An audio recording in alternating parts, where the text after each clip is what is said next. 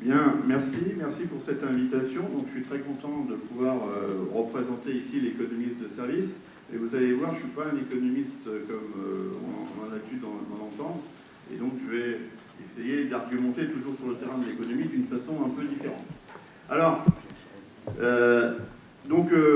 le système de santé français est réputé très performant et on considère généralement que c'est un système que tout le monde nous envie, et puisque tout le monde nous envie, on n'aurait pas besoin de s'interroger sur son efficacité, sur les problèmes qui pourraient se poser, et il ne serait même pas besoin de le réformer.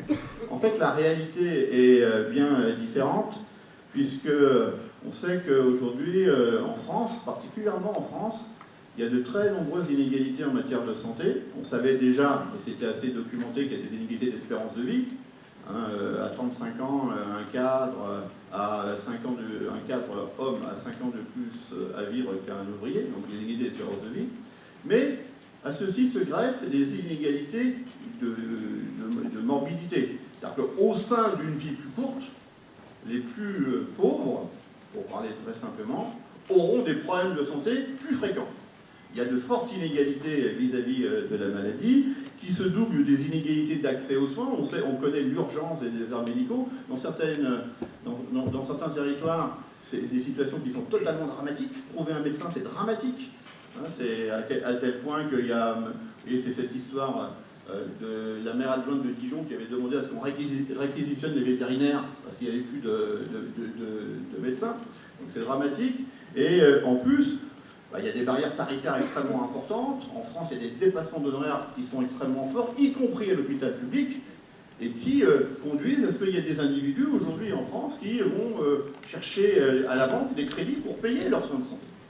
Donc la réalité est bien contrastée entre cette idée d'un système très performant et ce que l'on vit. À côté de ça, et Frédéric le développera plus longuement tout à l'heure, à côté de ça, on a une sorte de paradoxe. C'est très important la santé pour les gens, pour la vie des gens, c'est primordial. Et même si la santé n'a pas de prix, pour reprendre ce qui a été dit en ouverture, c'est parce qu'elle a de la valeur. C'est pour ça qu'elle n'a pas de prix, c'est parce qu'elle a de la valeur. Et c'est très important, mais c'est tellement important qu'on n'en parle jamais. La santé est plongée dans un désert politique, et les choix qui sont faits au nom des patients sont très rarement discutés, d'où ce problème démocratique. Alors je vais développer un certain nombre de ces thématiques-là. Voilà, on peut continuer. Donc, par exemple, on sait que la maladie, c'est une épreuve physique, c'est une épreuve mentale, c'est aussi une épreuve financière. C'est une épreuve financière, les frais de santé sont élevés, donc là vous avez sous les yeux quelques données. En France, on a fait le choix historique de financer par l'argent public qu'une part relativement faible des soins de santé par rapport à d'autres pays. Aujourd'hui en France, et c'est une moyenne, la sécurité sociale rembourse 75%, 75-76% des soins de santé, plus à l'hôpital, moins en médecine de ville, pratiquement rien, comme vous le savez, pour les lunettes, etc.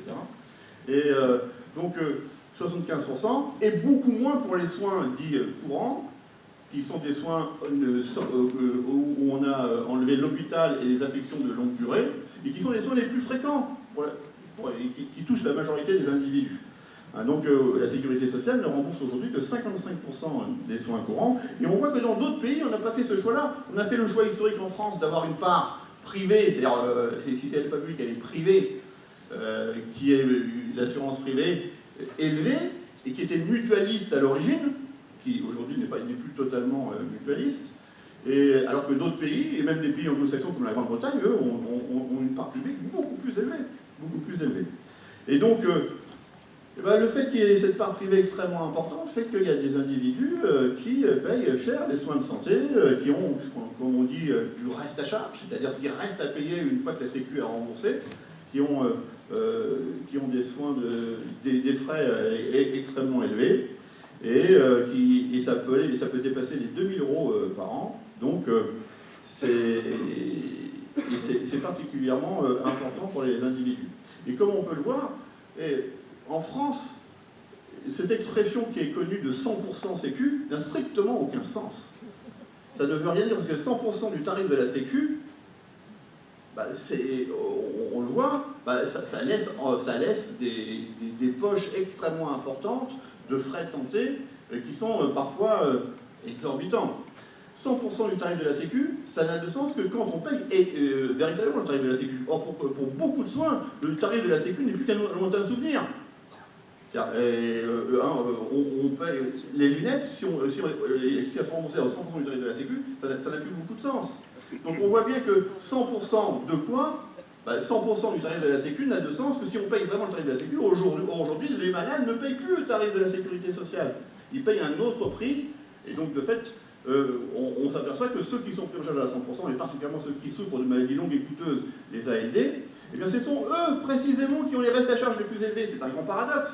Ce sont ceux qui sont pris en charge à 100% qui ont les restes à charge les plus élevés, du fait de phénomènes comme les ordonnances Bizone. Vous savez qu'on est remboursé uniquement pour sa maladie exonérante, et qu'il y a aussi des pathologies qui sont connexes à l'état de santé, et qui font que, on voit bien sur cet exemple-là, mais il y en a aussi d'autres, on voit bien qu'aujourd'hui en France, on peut payer très cher les soins de santé. Alors, et ça c'est un constat, et donc si on peut passer à la suivante, merci. Ça c'est un constat, et puis si on prend un recul historique, on peut s'interroger sur la façon dont on est arrivé à cette situation-là. Il y a eu historiquement des découvertes médicales, la pénicilline, les médicaments contre la tuberculose, etc. Et ces découvertes médicales ont été associées à une prise en charge. Toute découverte médicale, toute innovation, fût-elle la plus importante, ne sert strictement à rien si les gens ne peuvent pas se la payer. Et c'est encore le cas aujourd'hui, on le voit dans les pays du Sud notamment. Ça ne sert à rien, si on n'y a pas accès, ça ne sert strictement à rien. Et donc, on a fait des découvertes essentielles, mais ce qui a permis de faire reculer la mort, c'est le financement du soin. C'est la sécurité sociale qui a fait reculer la mort. Et de fait, on constate que, avant la généralisation de la couverture sociale, et notamment la couverture maladie, avant 45, et qu'on compare après 45, on voit bien que la mortalité a considérablement reculé. Et vous voyez, la prise en charge du soin de santé, ça n'a pas que comme motivation de faire reculer la mort. Ce n'est pas uniquement un problème d'espérance de vie. Ça sert aussi, le soin de santé, accéder à un médecin, accéder à l'hôpital, ça sert aussi à mieux vivre le présent. C'est parce qu'il existe, parce qu'on peut accéder à des soins de santé, qu'on peut participer à la vie sociale, qu'on peut aller voter, donc à exercer des droits démocratiques, avoir des libertés réelles. Le soin de santé engage plus que la santé en elle-même. Oui, on l'a dit en ouverture, s'il y a des problèmes de vieillissement de la population et qu'on imagine aujourd'hui une horde de vieux qui va plomber les comptes sociaux, parce qu'ils vont être non seulement malades, mais en plus dépendants. Et donc, en fait, quand on voit bien, on peut renverser le rapport habituel que l'on fait entre les dépenses et le vieillissement. Et on voit que si les individus accèdent aux dépenses de santé, eh ben, ils ont une meilleure vie. S'ils accèdent à la prothèse de hanche ou à la chirurgie de l'œil, ils ont une meilleure vie. Ils peuvent participer à la vie sociale, faire des tas de choses. Et donc, c'est pas parce que on vieillit plus que les dépenses de santé augmentent, c'est parce que les dépenses de santé augmentent qu'on vieillit plus. Et en vivant mieux, on vit plus longtemps. Donc là, il faut que je me presse parce que l'austérité est partout, même au niveau du temps. Alors, on va continuer. Et alors, une fois qu'on a accédé aux soins, une fois qu'on a mis pris en charge par la sécurité sociale les modalités de financement du soin, ben on s'est aperçu d'une chose, mais on s'est aperçu tout de suite. Ça coûte une fortune. Quand on dit aux gens, vous pouvez vous soigner, qu'est-ce qu'ils font? Les gens, ils se soignent. Donc, ils disent, bon, donc, ça a coûté une fortune. Et dès 47, grand débat au Parlement, on dit, voilà, ça coûte trop cher, il faut arrêter avec tout ça, revenir à l'ancien système, donc à la mutualité. Et les débats qu'on connaît bien aujourd'hui, c'est exactement ceux d'hier. C'est exactement ceux d'hier. Et donc, on retrouve la problématique du coût des soins, c'est pas une invention récente, ça a toujours été le cas.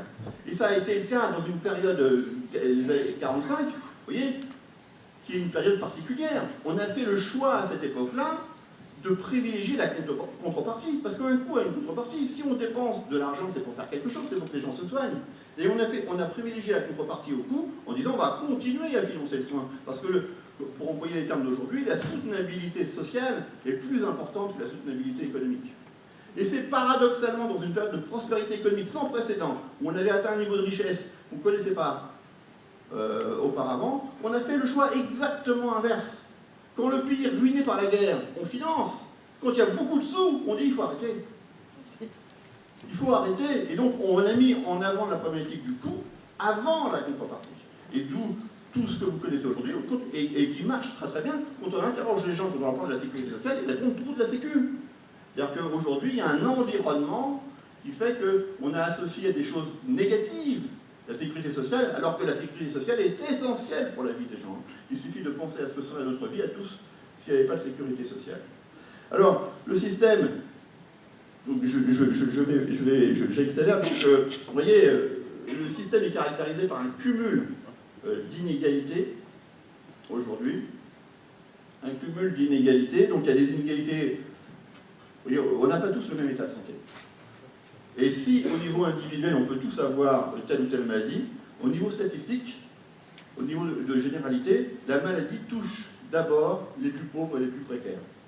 Les taux de prévalence de maladies sont beaucoup plus élevés pour ceux qui occupent des positions sociales modestes par rapport aux positions sociales aisées.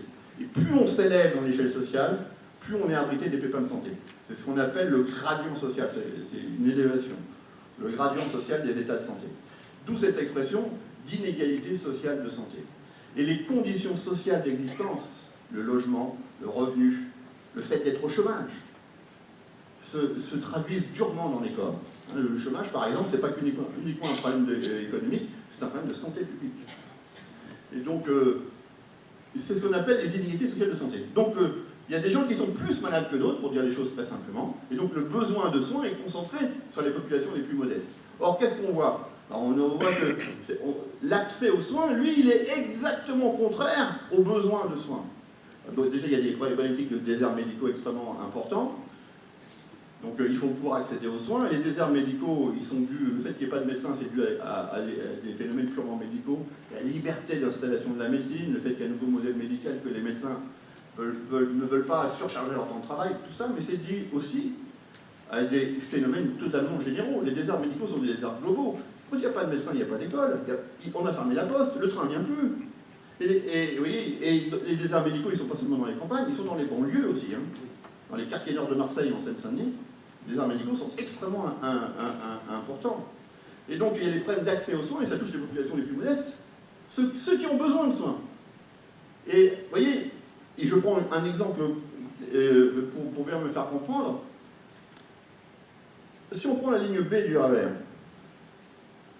en région parisienne, et qu'on prend deux stations, La Plaine, Stade de France, et Port-Royal, c'est à 20 minutes. Hein. Eh bien, au nord, il n'y a pas de médecin. Au centre de Paris, il y a beaucoup de médecins.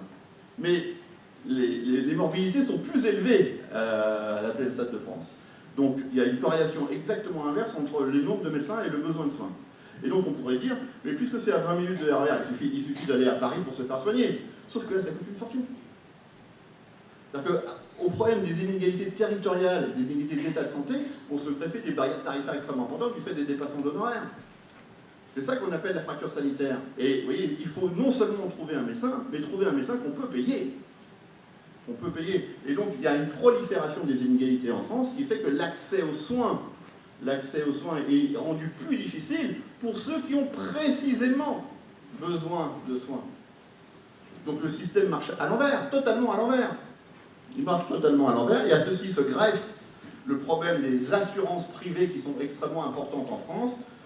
Le problème des assurances privées qui sont extrêmement importantes, des assurances qu'on appelle complémentaires, donc, ou dans le langage on les appelle les mutuelles, même si elles ne sont pas toutes mutuelles.